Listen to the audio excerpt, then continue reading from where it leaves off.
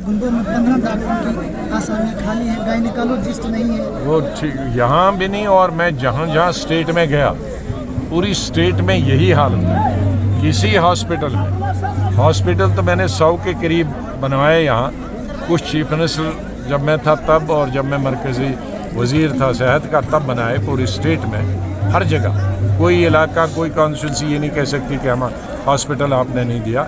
मेरे ख्याल में 75 साल में सबसे ज़्यादा हॉस्पिटल उन 5-6 सालों में बने। और लेकिन डॉक्टर नहीं है, क्योंकि डॉक्टर सब शहरों में रहते हैं और एडमिनिस्ट्रेशन को पता ही नहीं है कि स्टेट कहाँ है, डॉक्टरों की ज़रूरत कहाँ है।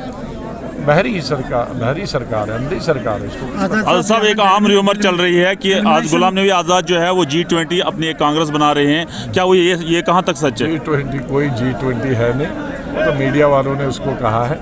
हमारी अंदरूनी पार्टियों में होती हैं कई चीज़ें जो हम इसको रिफॉर्मिस्ट कहते हैं, और रिफॉर्मिस्ट आज से नहीं होते, हमेशा गांधी के ज़माने में भी रिफॉर्मिस्ट सुभाष चंद्र बोस थे, उसके वक्त बाद भी हर वक्त कुछ reform with in the party national level पे, यहाँ स्टेट की बात नहीं है। आजाद साहब डिलिमिनेशन उसकी बात करते थे, कुछ रिफॉर्म्स लेने की।